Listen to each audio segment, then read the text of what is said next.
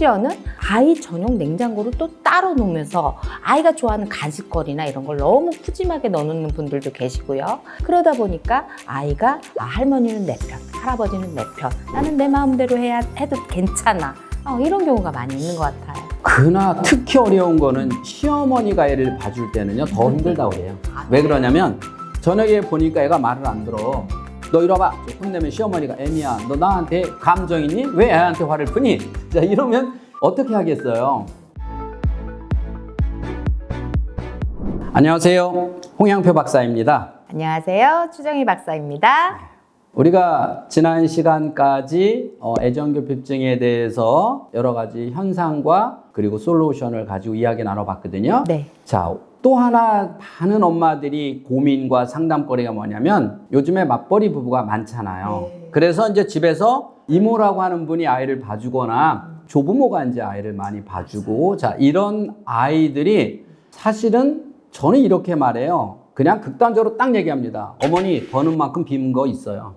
맞아요. 버는 만큼 빈 부분이 있어요. 그러나 최소한의 비는 부분을 막으려면 이렇게 하세요. 저는 이렇게 이제 얘기를 해요. 먼저 어머니가 이제 직장을 다니면서 아이가 좀 큰 아이들은 자 너네들 집에 있어. 자 이렇게 얘기를 하거든요. 근데 그 전에 어린 아이들은 자 이제 조부모나 이모가 봐줘요. 자 이랬을 때 어떤 문제점을 즉 어떤 부분을 조심을 해야 될까라고 하는 부분들이에요. 자 어떻게 해야 될까요? 일단은 조부모님들 같은 경우에는 엄마랑 보는 눈이 달라요. 그렇죠. 아이를 보는 눈이 정말 눈에서 꿀이 뚝뚝 떨어져요. 그렇죠. 너무 보기만 해도 예쁜 이쁘죠. 네네네. 네. 그리고 항상 이렇게 얘기하세요.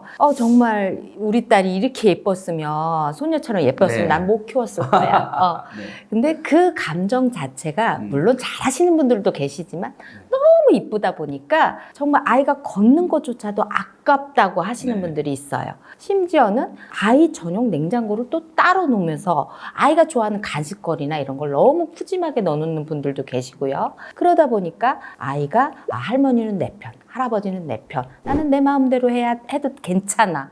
이런 경우가 많이 있는 것 같아요. 근데 저는 아직 이제 제가 손주가 없어서 상상만 하는데 저희 센터에도 아이들이 있잖아요. 네. 근데 제 선배 한 분이 간혹 나를 생전 보지도 않던 분이 놀러 와요. 나를 보고 싶다고. 왜 그런가 봤더니 그 손주가 저희 센터에 있어요. 그러니까 괜히 저 보러 온다는 핑계로 손주 보고 싶어서 오는 거예요. 자, 내가 저렇게 보고 싶을까? 이제 그것을 아직은 이해는 못하지만 어느 정도 생각해 보면 정말 내가 손주가 있다면 이쁘겠다는 생각이 들어요. 그래서 조부모가 아이를 키우다 봐주다 보면 네. 첫째 문제점 뭐가 가장 큰 문제가 나타날까요? 무조건 다 받아주는 게 그렇죠. 문제가 될 것 같아요. 서열.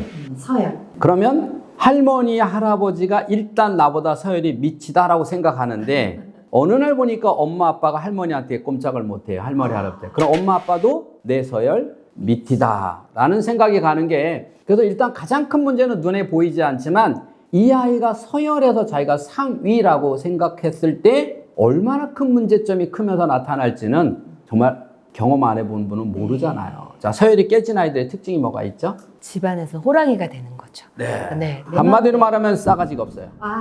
그렇죠? 네. 자, 그럼 이 아이들이 크면서 엄마, 아빠 말을 어떻게 될까요? 안 들을 것 같아요. 그렇죠. 네. 그러니까 엄마, 아빠는 자꾸 이제 소리를 지르고 나중에는 뭐 혹지 모르면 체벌도 하게 되고 이제 점점 말 안 들으니까 자, 이렇게 하게 되는데 그러면 엄마, 아빠 말만 안 듣냐라고 하는 거예요. 자, 엄마, 아빠도 내가 안 무서운데 학교 가면 선생님 말 들어, 안 들어? 안 듣죠. 안 듣죠. 자, 이런 것들이 심리적으로 가장 큰 문제인 거고 두 번째, 자, 할머니, 할아버지는 아이가 너무 이쁘니까 어떻게 키워요? 아이가 원하는 걸 다 들어주시는 것 다 같아요. 들어주죠. 네. 그 다음에 아이가 스스로 할 수 있는 기회를 다 빼앗아 버리죠. 네, 심지어 박탈하는 거죠. 그렇죠. 그러면 아이는 어떻게 될까요? 예를 들어 밥 먹을 때 어떻게? 충분히 혼자서 먹는 식습관이 형성돼야 되는데 그렇죠. 네, 가만히 있어도 입으로 자동적으로 들어가는 거죠. 네. 입만 벌리면? 입만 벌리면 돼. 네. 심지어 내가 좋아하는 것만 먹을 수가 있어. 그렇죠. 이런 거는 나중에 식습관하고도 아이의 영양과 건강하고도 직결되는 그렇죠. 문제예요. 그리고 밥 먹을 때 안 먹으니까 또 TV 틀어놓고 먹이고. 맞아요. 네. 그 TV 보면서 밥 먹이고. 네. 핸드폰 틀어놓고 밥 먹이고. 네. 왜? 손주 한 숟갈이라도 더 먹이고 싶어서. 맞아. 심지어 쫓아다니면서 네, 먹이시잖아요. 쫓아다니면서 먹이고. 자, 유치원 갈 때는 또 어떻게 갈까요? 조부모는 또 유치원 갈 때는 자, 옷을, 가방을 다 준비물을 어떻게 해줄 것 같아요? 아이가 가만히 있어도 네. 어느 순간 옷이 입혀져 있고 네. 가방도 아이가 매야 되는데 그게 아니고 할머니가 딱 들고 오시는 거죠. 이렇게 아이가 하나도 스스로 계획하고 실천하는 게 없이 또 잘 안 되면 때만 쓰면 순식간에 할머니 아버지가 와서 봐주잖아요. 그렇죠? 근데 요새는요 또 정말 지혜로운 조부모도 많아요. 그래서 이런 걸 냉정하게 끊는 분들도 있지만 그렇지 못하는 분들도 참 많아요. 그리고 저녁에 어머니가 아버지가 퇴근해서 보니까 애가 너무 버릇이 없어. 그러니까 엄마 아빠는 어떻게 돼요? 반대로 이 녀석이 안 되겠어. 그러니까 아이가 이제 이중 생활을 해요. 집에 가면 모범생, 할머니 할아버지 만나면 애기. 자, 이렇게 이중적 생활을 하면 아이 뇌가 어떻게 되겠나요? 안 좋은 눈치만 늘어나겠죠. 그렇죠? 자, 그러면 어떻게 해야 될까요? 또 하나는 좀 컸어요. 자, 애가 이제 4학년 이상쯤 되면 자, 엄마가 학원으로 이제 일단 돌리죠. 학원으로 돌리고 저녁 되면 집에서 엄마 올 때까지 기다려. 그러면 이 아이는 어떤 삶을 사냐는 거예요. 한번 생각해 봐요. 아이 혼자 자기 조절 줄 수가 없는 이 시기에 집에 혼자 있다. 그러면 아이가 책 보고 공부하고 숙제하고 이럴까요? 아닐 것 같아요. 어떻게 할 것 같아요? 자기 하고 싶은 대로 하고 있을 것 네, 같은데요. 그럼 가장 하고 싶은 게 뭘까요? 아무래도 요즘 같으면 스마트폰 보겠죠. 그렇죠. 네, 게임을 한다거나. 그렇죠. 그래서 제가 보니까요, 어떤 아이는 청소년들인데 어머니가 나중에 기겁을 하는데 도박. 아이고 맨날. 그 머니 왜 산다고 머니. 그 머니가 10,000원, 20,000원이 아니라 몇십만 원, 몇백만 원 단위로 그렇게 아이가 하고 있는 애들도 봤어요. 그래서 그렇게 할 수 있을 때까지 뭐 했냐? 직장 생활하고 집에 들어오신 어머니는요. 자, 직장 대충 해서 직장에서 월급 주는 데 있나요? 아, 없죠. 온 에너지를 다 쏟아야 돼요. 그리고 집에 오면 에너지가 있다 없다? 없죠. 없죠. 그러니까 아이를 깊이 관찰하는 걸 놓칠 수 있다는 거예요. 그래서 돈은 벌지만 아이를 놓치면 돈을 왜 버냐는 거예요. 애 때문에 버는 거 아니에요? 애 잘 키우려고? 근데 그 돈 때문에 아이를 망가뜨린다면 얼마나 억울하겠어요. 자, 그러면 대안. 자, 이제 할머니가 조부모가 키워요.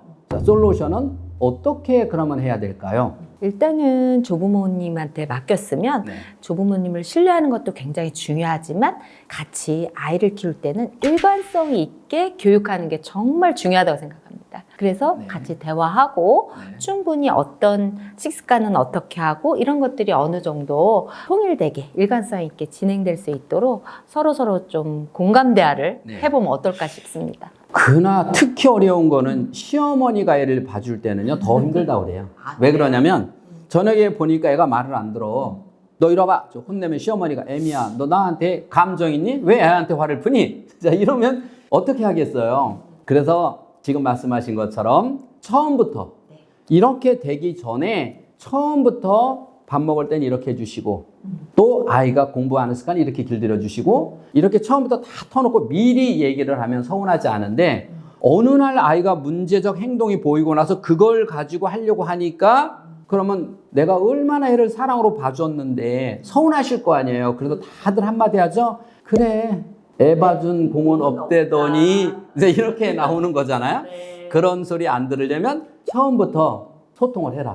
그렇죠? 처음 소통을 해요. 자, 그리고 어머니가 이제 저녁에 퇴근해서는 어떻게 될까요? 퇴근해서는요? 네. 일단은 할머니랑 같이 했던 부분은 이어서 일관성 있게 하는 것도 중요하고 양보다는 질적으로 아이랑 함께 공감 대화도 해주고 아이 마음을 읽어주고 함께 부모가 짧은 시간만이라도 질적으로 부모 역할을 좀 하셨으면 좋겠습니다. 맞아요. 제가 아빠들에게 가끔 이런 얘기 하거든요. 아이들은 오래 놀아주는 것도 중요하지만 짧고 굵게 특히 아빠들은 짧고 굵게 놀아주는 건 괜찮다. 한 30분을 땀을 뻘뻘 흘리고 함께 뛰어노는 운동을 해준다든지 이렇게 한 30분만을 굵게 놀아줘도 아이들은 행복해 한다는 거죠. 그래서 긴 시간이나 짧은 시간도 그렇게 해주면 좋다.